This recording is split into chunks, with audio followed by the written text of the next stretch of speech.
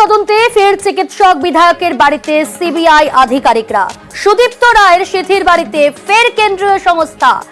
Sudipta Roy call list সহ একাধিক বিষয়ে জিজ্ঞাসাবাদ। এর আগেও তার বাড়িতে পৌঁছে গিয়েছিলেন সিবিআই আধিকারিকেরা। নার্সিংহোমে তাকে সিবিআই আধিকারিকেরা পৌঁছে গিয়েছিলেন। ফের আবারও আরজি করে তদন্তে চিকিৎসক বিধায়কের বাড়িতে সিবিআই। অর্পিতা রয়েছে আমার সহকর্মী। অর্পিতা, সিবিআই আধিকারিকেরা কখন পৌঁছলেন সেখানে, কোন কোন বিষয়গুলো তারা নতুন করে খতিয়ে দেখছেন?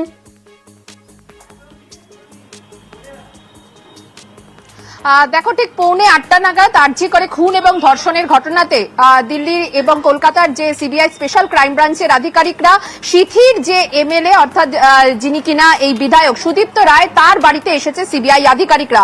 সিবিআই টিম ইতিমধ্যেই সেখানে মহিলা অফিসার সহ সেখানে 3 সদস্যের টিম এসেছেন এবং সেখানে তাকে কিন্তু মূলত জিজ্ঞাসাবাদ করা হচ্ছে। তার কারণ, যেদিনকে দেহ উদ্ধার হয় অর্থাৎ 9ই আগস্ট, সেদিনকে বেশ কিছু ফোন কল লিস্টে অর্থাৎ সিডিআরে বেশ কিছু সুদীপ্ত রায়ের নাম্বার পাওয়া যায়, যেগুলো কিনা সাসপেক্টেড বা সন্দেহজনক।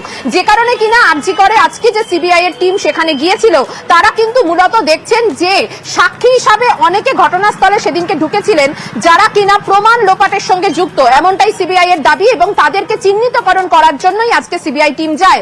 এবং সেই সূত্র ধরে আজকে সুদীপ্ত রায়ের বাড়িতে সিবিআই এর টিম আসে এবং এই যে তুমি দেখছো, আমি তোমাকে দেখাই ছবিটা, এই সিথিতে এখানে সুদীপ্ত রায়ের যে বাড়ি এবং যে নার্সিংহোম, সেখানে সিবিআই তল্লাশি চলছে এবং সিবিআই আধিকারিকরা সুদীপ্ত রায় অর্থাৎ বিধায়ক সুদীপ্ত রায় তাকে কিন্তু জিজ্ঞাসাবাদ করছে, শ্রীরামপুরের এই বিধায়ক। এবং এর আগেও আমরা দেখেছি সিবিআই টিম তার বাড়িতে এসেছিল এবং তাকে জিজ্ঞাসাবাদ করে, কিন্তু আজকে কিন্তু খুন এবং ধর্ষণের ঘটনাতে তাকে জিজ্ঞাসাবাদ করা হচ্ছে।